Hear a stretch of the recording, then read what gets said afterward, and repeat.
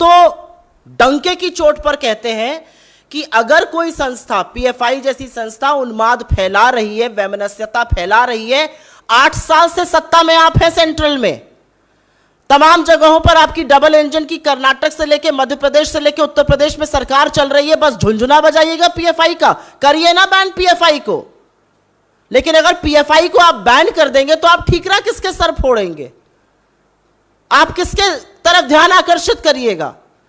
सरदार पटेल ने 4 फरवरी एक्चुअली 1948 को आरएसएस को हिंसा और उन्माद फैलाने के आरोप में बैन किया था, महात्मा गांधी की हत्या के 5 दिन के अंदर। मोदी जी क्यों नहीं ऐसा कर पा रहे हैं? क्यों नहीं पीएफआई को 8 साल से बैन किया जा रहा है?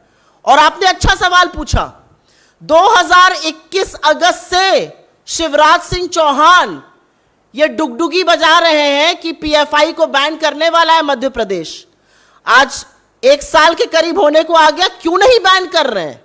ऐसी क्या विवशता है कि आप पीएफआई जैसी ऑर्गेनाइजेशन को बैन नहीं कर पाते हैं? 2020 में दिसंबर में solicitor general Tushar Mehta supreme court से कहते हैं पीएफआई को सरकार बैन करने वाली है। 2022 अप्रैल आ गया प्रभु, क्यों नहीं पीएफआई बैन हो रही है?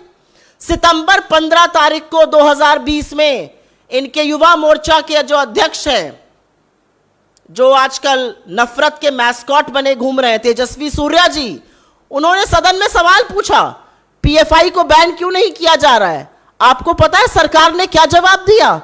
सरकार ने कहा जब एविडेंस आएगी तो हम नेसेसरी एक्शन जो होगा वो लेंगे।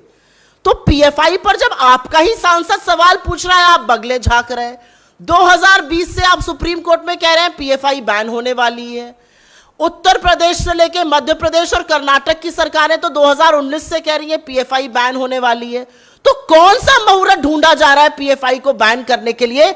आज देश ये सवाल का जवाब जानना चाहता है। और ज्यादा दूर प्रेरणा के लिए मत जाइए।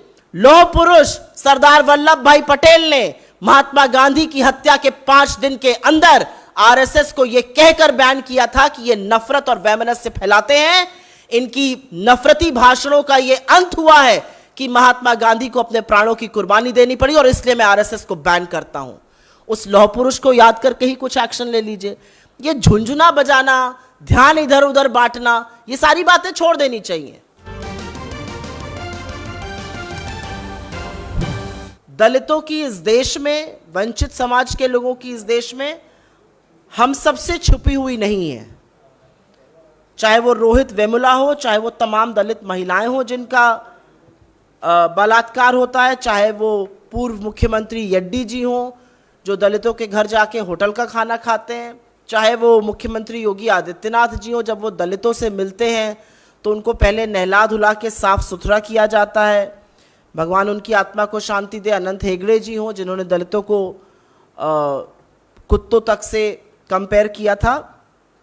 ये सरकार की कहीं ना कहीं मानसिकता दिखाता है।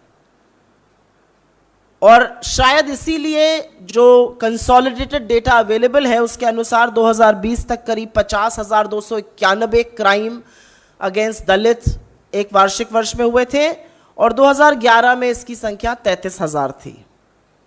आज जब हम बात कर रहे हैं तो औसतन 10 दलित महिलाओं का रोज इस देश में बलात्कार होता है।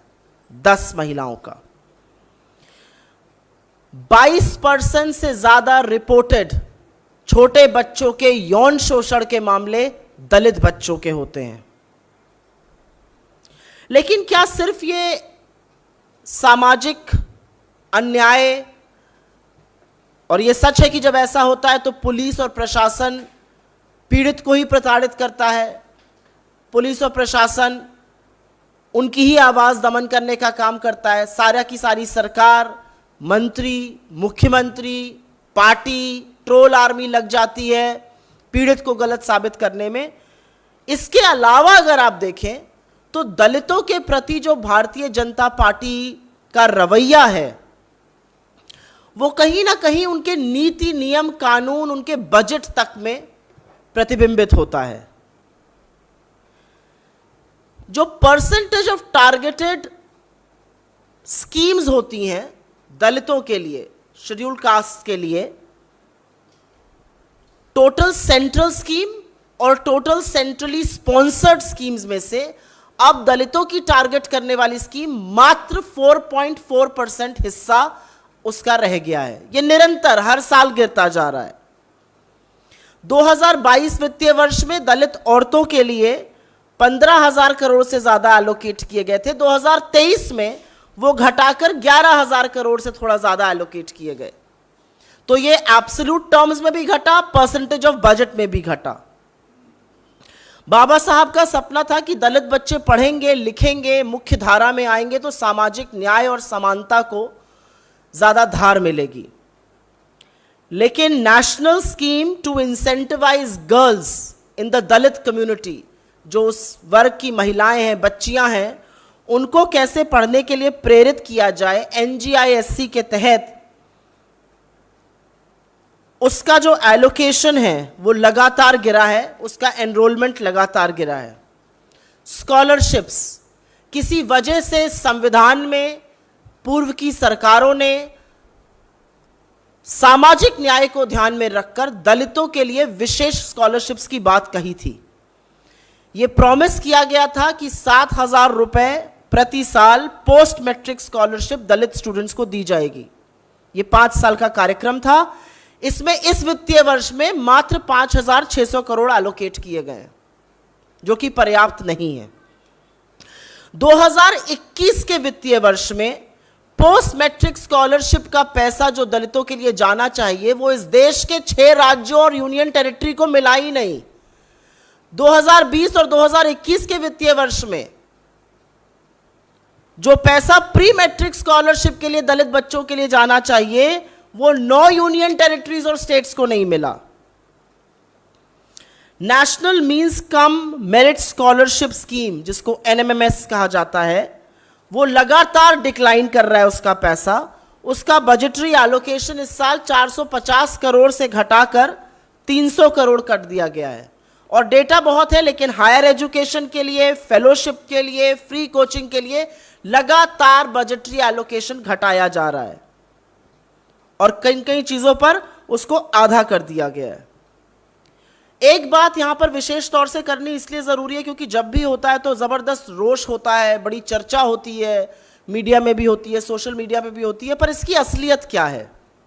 मैनुअल स्कैवेंजिंग, जिसको मैला ढोना कहते हैं, उसके चलते सरकारी आंकड़ों के मुताबिक 376 मौतें हुई हैं 2015 से 2020 के बीच में। लेकिन यह भी सच है कि मैला ढोना और जो सेप्टिक टैंक उतर के लोग साफ करते हैं, सरकार कहती है कि वो 2 अलग चीजें हैं। हम सबका मानना है कि वो एक ही चीज है, एक दूसरे का एक्सटेंशन है, एक दूसरे का कहीं ना कहीं पूरक है। अगर व्यक्ति मैला ढो रहा है तो वो जरूर सेप्टिक टैंक भी साफ कर रहा है। सरकार की धृष्टता है ये कि वो उसको अलग बताती है, और सरकार की उससे बड़ी धृष्टता यह है कि लोकसभा में सरेआम झूठ बोलकर कहती है कि इस देश में मैनुअल स्कैवेंजिंग से पिछले 3 सालों में एक भी मौत नहीं हुई है, पर कि सच यह है कि सेप्टिक टैंक साफ करते वक्त इस देश में 2 सालों में 161 मौतें हुई हैं। और इसको खत्म करने का क्या प्रयास है? इसको खत्म करने का प्रयास ये उठाया गया था कि आप एक सेल्फ एम्प्लॉयमेंट मैनुअल स्कैवेंजर्स, मैला ढोने वालों के लिए करिएगा। उसके लिए 100 करोड़ का बजट था पिछले साल, उस बजट का आधा 43 करोड़ रुपए इस्तेमाल किया गया, बाकी पैसा छुआ ही नहीं गया। तो कहीं ना कहीं सरकार की जो मंशा है वो इसी से साफ है कि जो एलोकेशन उनके पुनर्वास के लिए, जो एलोकेशन उनके ऑल्टरनेटिव्स के लिए किया गया, वो भी आधा कर दिया गया।